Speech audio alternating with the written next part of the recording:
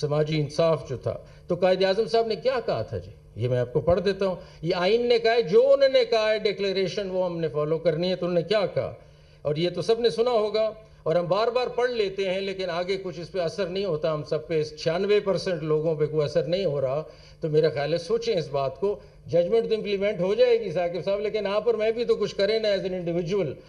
You are free and you are free to go to your temples, you are free to go to your mosque or to any other place of worship in the state of Pakistan. You may belong to any religion or caste or creed. That has nothing to do with the business of the state. یہ قائد اعظم صاحب نے کب کہا؟ اور آج تک ہم اس بات کو کوئی سمجھ نہیں پا رہے کہ بھئی جانے دیں جس نے جدھر جانا ہے، جس جو مذہب اپنا اختیار کرتے ہیں جائیں پڑھیں، ان کو کلچر دیں، ان کو پروٹیکشن دیں کہ یہ ڈائیورسٹی آئے، انکلوسیوٹی آئے، کچھ سوچ آئے، یہ آگے بڑھ سکیں. اس طرح پھر بے شمار آرٹیکلز میں انہوں نے پڑھے ہیں، میں جانا نہیں چاہتا. آرٹیکل 4 دیکھیں جو ایک یونیک آرٹیکل ہے ہمارے آئین میں. آرٹیکل 20 ہے، article 21، 22 and it goes on 25, 36 principles of policy وغیرہ پہ. میں آگے آپ کو اس پہ نہیں لے جانا چاہتا. It's not a lecture on the constitution, but آئین کی اندر articles ہیں, one article after the other saying that we need to protect, give space to the minority, because if the minority flourishes, we as a nation flourish. وہ flourish کریں گے تو ہم flourish کریں گے. diversity آئے گی، سمجھ آئے گی، harmony آئے گی، peace آئے گا. یہ سب سمجھنا ہمیں چاہیے. اور میں آپس میں مخاطب ہیں، ہم آپس میں مسلمانوں سے کہ ہم کیا کر رہے ہیں، ہم اس کو دیکھیں اور کیا وجہ ہے کہ ہم اتنی تنگ نظری سے ساری چیزوں کو دیکھ رہے ہیں. اور ایک ججمنٹ جو کہ یہ جیلانی صاحب کی ججمنٹ کمال لینڈ مارک ججمنٹ ہے. ایک اور ججمنٹ دینے کو موقع ملا، مبارک علی والا کیس ہے سپریم کورٹ کا، جس میں یہ جو آپ کا کوٹا تھا یہ چیلنج ہو گیا. کسی نے کہا یہ بتائیں کس طرح دے دیں ہم کرسچنز کو 5% کوٹا، یہ بتائیں کہاں لکھا ہے آئین میں؟ یہ تو ڈسکریمنیشن ہے. کہاں پروٹیکشن؟ آرٹیکل 25 میں تو لکھا ہے صرف بچوں کو اور عورتوں کو پروٹیکشن مل سکتی ہے. تو یہ کرسچنس اور مائنورٹیز کیسے پروٹیکشن لے رہے ہیں؟ So we safeguarded that 5% for you in Mubarak Ali case, and I quote some of the provisions which are important. In order to safeguard the rights of the minorities and to provide equality of status and opportunities, the state has to endeavor to bridge the gap and ensure that the non-Muslim minority in our country gets to enjoy their fundamental rights under the Constitution with the same favor and force as enjoyed by the Muslim majority and majority of persons with fuller abilities. اس میں کیونکہ ہم نے minority اس کا disabled persons کا بھی case تھا اس کے اندر. The word minorities signifies merely a statistical number. یہ میں پہلے بھی آپ کو عرض کر چکا ہوں، سپریم کورٹ نے ججمنٹ میں بھی کہہ دیا.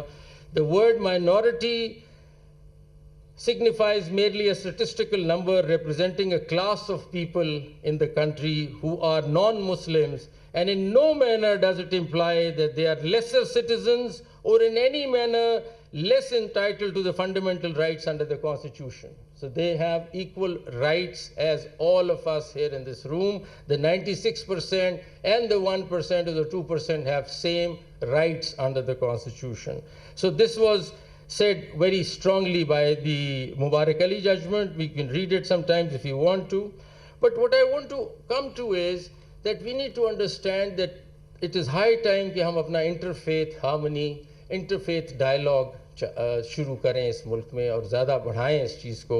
بیکاز ہر مذہب یہ کہہ رہا ہے، ہر مذہب اپنے آپ ہر دوسرے مذہب کو سپیس دے رہا ہے، تو پھر کیوں نہیں یہ کام ہو رہا؟ مجھے نہیں سمجھ آ رہی. جب ہم کرسچینٹی کو پڑھتے ہیں، جب ہم سکھزم کو پڑھتے ہیں، جب ہم اسلام کو پڑھتے ہیں، سب مذہب یہ کہہ رہے ہیں کہ باقی مذاہب کو جگہ دو، سپیس دو، ایکسیپٹ کرو. تو پھر کیا وجہ ہے کہ ہم ایکسیپٹ نہیں کر پا رہے اور ہمارے اتنی ریزنٹمنٹ ہے، اتنی ایگریشن ہے اگینسٹ مائنورٹیز؟ کیا وجہ ہے؟ کیوں ہم اتنے ناراض ہیں، اتنے غصے میں ہیں، اتنے اینگری ہیں؟ پوپ فرانسس فار ایگزامپل کہتے ہیں، جو ان کے کرسچن پوپ ہیں، dialogue is born from an attitude of respect for the other person, from a conviction that the other person has something good to say. یہاں سے dialogue شروع ہوتا ہے. ڈائلاگ کرنا ضروری ہے says Pope Francis. میں ان کا کوٹ کرتا ہوں جی، میتھیو the New Testament میں سے 7:12. So in everything do to others what you would have them do to you, for this sums up the law and the prophets. So known as the golden rule, This verse is foundational for ethical treatment and respect towards others regardless of their faith. یہ اب Bible سے میں کوٹ کر رہا ہوں. میں further کوٹ کرتا ہوں بائبل سے. Romans New Testament 14:13 says, Therefore, let us stop passing judgment on one another. Instead, make up your mind not to put any stumbling block or obstacle in the way of brother or sister. This verse encourages Christians not to judge others, promoting a spirit of acceptance. یہ اب Christianity سے ہمیں message مل رہا ہے. اب اسلام کی بات کرتے ہیں. سورہ کافرون. For you is your religion and for me is my religion. اس سے زیادہ بات کیا کریں جی. آپ اپنا مذہب ہے, اس کا اپنا مذہب ہے. اس میں کیا مطلب انگریزی بھی نہیں ہے اتنی مشکل سمجھنے والی. For you is your religion, for me is my religion, says Quran. Then Surah Hujurat. O mankind, indeed we have created you from male and female and made you peoples and tribes that you may know one another. Indeed the most noble of you in the sight of Allah is the most righteous. اس میں بھی this verse emphasizes that unity and diversity of humanity encourages Muslims to respect other people. Sikhism میں آ جاتے ہیں جی. گرو گرانت صاحب جی کی یہ لکھا یوں لکھتے ہیں, No one is my enemy and no one is a stranger. I get along with everyone. یہ مذہب کہہ رہا ہے جی. کیا خوبصورت بات ہے. پھر کہتے ہیں جی آگے, Recognize the Lord's light within and do not consider social class or status. There are no classes or castes in the world hereafter. This teaching promotes equality, unity, dismissing any form of social or religious discrimination. یہ سارے مذہب یہ کہہ رہے ہیں, مطلب جو پڑھتے ہیں ہم اس میں تو لکھا ہے سارے مذہب کہہ رہے ہیں کہ دوسرے کا خیال کرو, ان کا اپنا پیار کرو, محبت کرو, کائنڈنس کرو. تو پھر غصہ کہاں سے آ رہا ہے, یہ انٹالرنس کہاں سے جنم لے رہا ہے ہمارے سسٹم میں. اور میں آپ کو بتاؤں کہ ہمیں ٹالرنس کی طرف آنا پڑے گا. یہ ریلیجس ٹالرنس نیسیسری ہے. Now I am talking to you as a citizen to citizen. Supreme court کو چھوڑ دیں, یہاں بات صرف ہو رہی ہے شہری, پاکستانی شہری کے ناطے میں آپ سے بات کر رہا ہوں کہ بھئی یہ ٹالرنس کب آئے گی ہمارے معاشرے میں. لانی پڑے گی. ٹالرنس سے کیا ہوگا, پیس اینڈ ہارمنی آئے گی. اس میں کوئی راکٹ سائنس نہیں ہے سمجھنے کے لیے. اس سے آپ اپ ہولڈ کر رہے ہیں ہیومن رائٹس, بیکاز اگر آپ ٹالرنس نہیں کریں گے تو violation of human rights immediately شروع ہو جاتا ہے. تو اپ ہولڈنگ دی ہیومن رائٹس. پھر دوسری بات کیا ہے, جیسے ہی آپ ہارمنی کی طرف چلتے ہیں, انٹرفیتھ ہارمنی کی طرف جاتے ہیں, تو ڈائیورسٹی اور انکلوسیوٹی ہوتی ہے. ہم مختلف لوگوں سے بات کر رہے ہیں, ہم ان کے ویو پوائنٹس لے رہے ہیں, ہماری سمجھ اور ہماری ورلڈ ویو چینج ہو رہا ہے. وہ بہت بہتر چیز ہے. ہماری میوچل انڈرسٹینڈنگ بڑھ رہی ہے, ہماری اکنامکس بڑھ رہی ہے, ہماری نوکریوں میں لوگ آئیں گے, یہ ڈائیورسٹی لائیں گے, امپروو کریں گے اکانومی کو, بزنس کو, ٹریڈ کو. یہ ساری چیزیں گروتھ اور لرننگ کی طرف لے جائیں گی, ڈیولپمنٹ کی طرف لے جائیں گی. تو اس لیے اس میں سوچنے کی دو آراء نہیں ہے اس میں کہ ہمیں ہارمنی لانی پڑے گی, پیار محبت سے باقی مائنورٹیز کے ساتھ چلنا پڑے گا اور ان کو اپنے ساتھ لا کے نیشنل ڈیولپمنٹ کی طرف چلنا ہے, نہ کہ ان کو کسی طرح ہم دور کریں اپنے سے. اور ریورس میں جب آپ ریلیجس انٹالرنس آ جائے اگر, تو پھر کیا نقصانات ہیں. ایک دم کانفلکٹ اور وائلنس شروع ہو جائے گا معاشرے میں, جو آپ نظر آ رہا ہے, آپ کو دیکھ رہے ہیں. The minute you bring in religious intolerance, you will have conflict and violence in the society. Violation of human rights will start. Obvious باتیں ہیں, اس میں میرا خیال سوچنے والی بات نہیں ہے. سوشل ڈویژن پیدا ہوگی اس کمیونٹیز کے بیچ میں, ڈفرینسز آئیں گے, اور اکنامک ڈیٹیریوریشن ہوگی, کیونکہ سب کی کاسٹ ہے. اس سارے وائلنس کی, سب کانفلکٹ کی کاسٹ ہے, اکنامک کاسٹ ہے, وہ بڑھے گی, آپ کا ملک اور پیچھے جائے گا. برین ڈرین ہوگی, لوگ یہاں سے چلے جائیں گے, وہ کہیں گے بہت زیادہ فساد ہے یہاں, بہت کانفلکٹ ہے, یہاں سے ہم جاتے ہیں کسی اور ملک چلے آتے ہیں. تو برین ڈرین آپ کی ہونے لگ جائے گی. آپ ڈیولپمنٹ اور انوویشن کو روک رہے ہیں کیونکہ آپ لڑائی کر رہے ہیں ہر وقت, آپ تو لڑتے ہیں سارا دن. تو کیا انوویشن ہوگی اور کیا قسم کی ڈیولپمنٹ ہوگی. تو میرے خیال میں یہ بہت ضروری سوچنا پڑے گا آپ کو کہ as citizens we have to change from today onwards. We need to bring in love and harmony towards our minorities. ہمارا جب مذہب یہ کہہ رہا ہے, ہمارا آئین یہ کہہ رہا ہے, تو پھر کہاں سے ہم سوچ لا رہے ہیں انٹالرنس کی, یہ سمجھ نہیں آ رہی. تو میں جیا جاگی جو آئی تھیں, انہوں نے کہا کہ جی وائسز ان ہرڈ ہیں, تو آپ کو تو میں کہہ دوں کہ آپ کی وائس تو سن لی آج, کم از کم your voice is heard and will take it up at the supreme court. اور کچھ ہو نہ ہو تو آپ کی آواز تو سن لی. اور میں فائنلی بس یہ کہنا چاہوں گا, اور میں چاہوں گا کہ یہاں گورنمنٹ کے لوگ نہیں ہیں, لیکن میں چاہوں گا کہ وہ سنیں, اور میں 4-5 پوائنٹس کہنا چاہوں گا, اور یہ میں انگریزی میں بولوں گا. میں چاہوں گا کہ وہ اس چیز کو فالو کریں. یہ سٹیپس ہمیں لینے لازماً ہیں اگر ہم ملک کو کسی اور لیول پہ لے جانا چاہتے ہیں. اگر پاکستان نے ایک ٹالرنٹ نیشن بننا ہے, پروگریسو نیشن بننا ہے اور آگے چلنا ہے, تو یہ کچھ پوائنٹس ہیں جو میں پڑھوں گا, اور 5 پوائنٹس ہیں. دیکھیے, firstly, the state must ensure the effective implementation of these constitutional provisions جو اوپر ہم نے دیکھی.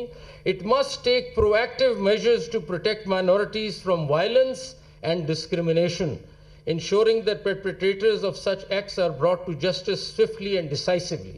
Number 2, the state must promote social harmony and tolerance through education and public awareness campaigns by fostering an environment of mutual respect and understanding. We can dismantle the barriers of prejudice and ignorance that often fuel discrimination. Number 3, the state must ensure the equitable representation of minorities in all spheres of public life, including government, law enforcement, and the judiciary. This representation is crucial for ensuring the minority perspectives are included in the decision-making processes that shape our society. 4, the state must protect the cultural and religious heritage of minority communities. This involves preserving places of worship, supporting cultural events, and recognizing the contributions of minorities to the nation's rich tapestry of history and culture. And lastly, the state must provide avenues for redress and support for minority communities facing injustice. This includes establishing commissions or bodies tasked specially with addressing minority issues, ensuring that their voices are heard and their grievances addressed. And this is what I think the state has to follow and do and take it further. And in the end, I will just quote Dalai Lama for that, and I think he's explained it also beautifully. He says, and Dalai Lama says, my religion is very simple. My religion is kindness. Thank you very much. یہ نہیں ہو سکتا کہ supreme court کے فیصلے پر عمل درآمد نہ ہو. اگر فیصلوں پر عمل درآمد نہ ہو تو یہ آئین کی خلاف ورزی ہوگی. سپریم کورٹ اپنا اختیار آئین سے لیتی ہے. جسٹس منصور علی شاہ سیمینار سے خطاب کر رہے تھے. ان کی جانب سے کہا گیا کہ جسٹس قاضی فائز عیسیٰ بہت اچھے دوست ہیں. اللہ چیف جسٹس قاضی فائز عیسیٰ کو اچھی صحت میں رکھے. سپریم کورٹ کے فیصلوں پر عمل ہوتا ہے. یہ نہیں ہو سکتا کہ سپریم کورٹ کے فیصلوں پر عمل درآمد نہ ہو. سپریم کورٹ اپنا اختیار آئین سے لیتی ہے. تو جسٹس قاضی فائز عیسیٰ سے بہت اچھے تعلقات ہیں. جسٹس منصور علی شاہ کی جانب سے یہ کہا گیا ہے اللہ چیف جسٹس قاضی فائز عیسیٰ کو اچھی صحت میں رکھے. سپریم کورٹ کے فیصلوں پر عمل ہوتا ہے. ان کی جانب سے یہ بھی کہا گیا ہماری ذمہ داری ہے کہ ہم توازن کو برقرار رکھیں. میں نے دیکھا کہ 2014 کے فیصلے پر اب عمل درآمد ہوا ہے. یہ نہیں ہو سکتا کہ سپریم کورٹ کے فیصلوں پر عمل درآمد نہ ہو. اگر فیصلوں پر عمل درآمد نہ ہو تو یہ آئین کی خلاف ورزی ہوگی. سپریم کورٹ کو اتھارٹی کہیں اور سے ہے آئین سے حاصل ہوتی ہے. سپریم کورٹ اپنا اختیار آئین سے لیتی ہے. اگر فیصلوں پر عمل درآمد نہ کروانے پر چل پڑے تو سٹرکچر تباہ ہو جائے گا. اگر کوئی نیا نظام بنانا چاہتے ہیں تو بنا لیں. معاملات اس طرح نہیں چلیں گے. کسی کے پاس چوائس نہیں کہ وہ بیان کرے یہ ٹھیک ہے یا غلط. اقلیتوں کے حقوق سے متعلق سپریم کورٹ کے فیصلوں پر عمل درآمد ہوگا. ہماری ذمہ داری ہے کہ ہم توازن برقرار رکھیں. ان کی جانب سے مزید بھی کہا گیا کہ ہم مسلمان ہیں, اقلیتوں کے لیے جگہ بنانی ہے. قرآن پاک کہتا ہے مذہب کے معاملے پر کوئی زبردستی نہیں ہے. اقلیتوں کے لیے اچھے حالات پیدا کرنا 96% مسلمانوں کی ذمہ داری ہے. ہمیں سوچنا ہوگا کہ اقلیتوں کے حقوق کا تحفظ کیسے کرنا ہے. انہوں نے مزید کہا کہ تمام مذاہب کہتے ہیں ایک دوسرے سے پیار کرو, تو یہ عدم برداشت کہاں سے آ رہا ہے؟